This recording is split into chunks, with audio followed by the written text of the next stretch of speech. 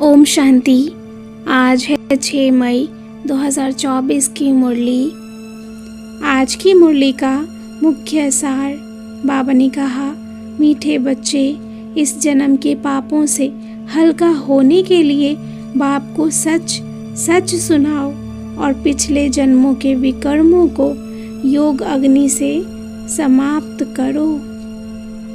प्रश्न, खुदाई खिदमतगार बनने के लिए कौन सी एक चिंता रहना चाहिए?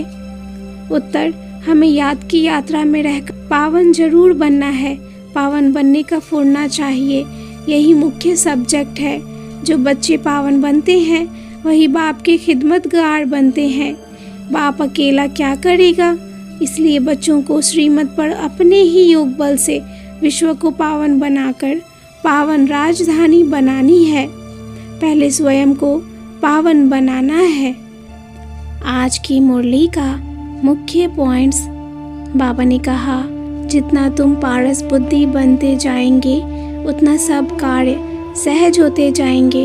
इस समय बाप तुम्हें एवर हेल्दी बनाने के लिए बड़ी जबरदस्त कमाई करा रहे हैं। इसलिए और सब कुछ भूल सिर पर याद की यात्रा का ही फुरना रहना चाहिए। चलते फिरते भी बाप और वर्षे को याद करते रहो। इस योग बल से ही तुम्हारी आयु बढ़ती है। कोई पानी में स्नान करने से विकर्म विनाश नहीं होंगे। जन्म जन्मांतर के पापों का सिर पर बहुत बोझा है। अब उसे याद की अग्नि से भस्म करना है। और इस जन्म में जो पाप हुए हैं वह भी सच सच बाप को बता दो तो हल्के हो जाएंगे। तुम्हें पढ़ने और पढ़ाने का शौक होना चाहिए। पहले स्वयं में धारण कर फिर औरों को भी आप समान बनाना है। तुम्हें तो बहुतों का कल्याण करना है। कभी किसी बात में संशय नहीं आना चाहिए। बुद्धि में यह पूरा निश्चय हो कि अभी हम विश्व को पवित्र बनाएंगे, फिर सारे विश्व पर खुद ही राज्य करेंगे। तुम हो सच्चे सच्चे मैसेंजर, पैगंबर। इसलिए जहाँ भी जाओ सबको बाप का पैगाम देना है। फिर कोई माने या ना माने, मैसेंजर की निशानी है बैज जरूर लगा हुआ हो।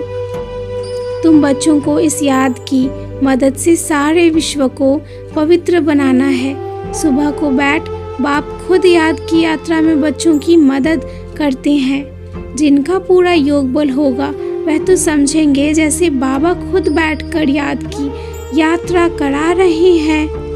अच्छा, मीठे मीठे सिकिलधे बच्चों प्रति माता पिता बाप दादा का याद प्यार और गुड मॉर्निंग। रूहानी बाप की रूहानी बच्चों को नमस्ते। रूहानी बच्चों की रूहानी बाप को याद प्यार और नमस्ते। धारणा के लिए मुख्य सार। पहली पॉइंट, मुरली सुनकर फिर सुनानी है। पढ़ने के साथ साथ पढ़ाना भी है। कल्याणकारी बनना है। बैज मैसेंजर की निशानी है, यह सदा लगा रखना है। दूसरी पॉइंट, विश्व में शांति स्थापन करने के लिए याद की यात्रा में रहना है। जैसे बाप की नज़र बेहद में रहती है, सारी दुनिया को पावन बनाने के लिए करंट देते हैं। ऐसे फॉलो फादर कर मददगार बनना है। वरदान, कर्म और योग के बैलेंस द्वारा कर्मातीत स्थिति का अनुभव करने वाले कर्म बंधन मुक्त भव। कर्म और योग के बैलेंस द्वारा कर्मातीत स्थिति का अनुभव करने वाले कर्म बंधन मुक्त भव। कर्म के साथ साथ योग का बैलेंस हो तो हर कर्म में स्वतः सफलता प्राप्त होती है। कर्मयोगी आत्मा कभी कर्म के बंधन में नहीं फंसती।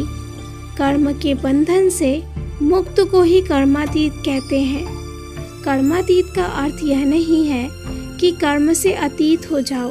कर्म से न्यारे नहीं, कर्म के बंधन में फंसने से न्यारे बनो।